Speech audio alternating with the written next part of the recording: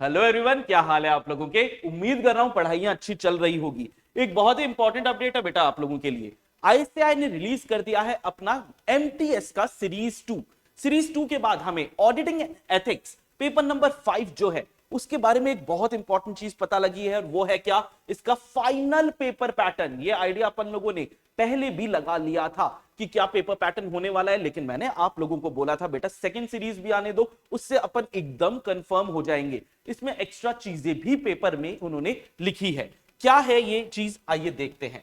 अभी भी 100 नंबर का पेपर है, 3 घंटे का पेपर है। ये पेपर आपका डिवाइड होने वाला है 2 सीरीज के अंदर।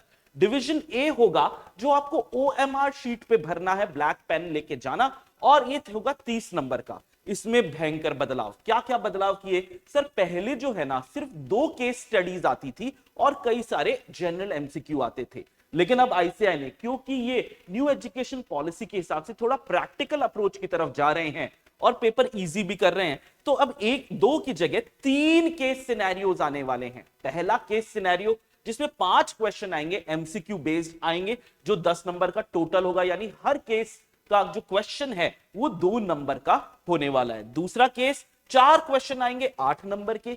तीसरा केस 3 क्वेश्चन आएगा 6 नंबर का।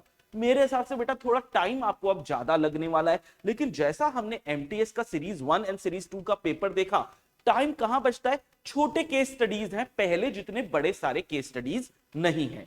इसके अलावा अब इन्होंने जनरल एमसीक्यूज की तादाद थोड़ी कम कर दी है। क्या कर दिया, पहले 5 आते थे, अब क्या कर दिया, 3 क्वेश्चन ही कर दिए हैं, जो है 6 नंबर का। मतलब ये 3 क्वेश्चन आपके आईसीएआई मॉड्यूल में से कहीं से भी आ सकते हैं। अगर आपने हमारा भी एमसीक्यू बुकलेट कर लिया, ये बहुत आराम से आप अटेम्प्ट कर पाओगे।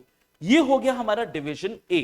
आते हैं डिवीजन बी पे, जो है 70 नंबर का, जो आपको अपने आंसर शीट में अच्छे से लिखना है, प्रॉपर्ली लिखना है। सीक्वेंस ऊपर नीचे कर सकते हैं, लेकिन एक बात याद रखना, जो इसमें क्वेश्चंस आएंगे 1 से लेके 6 तक, हर क्वेश्चन है 14 मार्क्स का, और हर क्वेश्चन डिवाइड होगा A B C and D 4 part के अंदर, जिसमें कंपलसरी है कि ए पार्ट जो होगा वो 4 मार्क्स का, बी 4 मार्क्स का, सी 3 मार्क्स का, डी 3 मार्क्स का।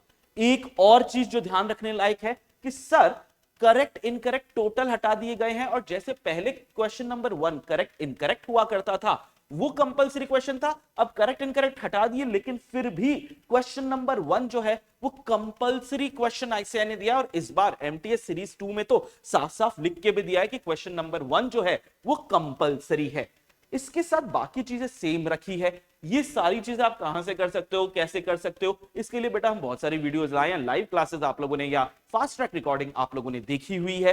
क्वेश्चन आईसीआई के बैक से भी करोगे तो काफी सारे तो लगने वाले हैं। जो हमने कई बार आपको बोला कि आईसीआई के अंदर जो एग्जांपल्स है, इलस्ट्रेशंस है, वो करोगे। अभी भी जो एमटीएस आई है उनमें भी हमने देखा आईसीआई ने डाला है।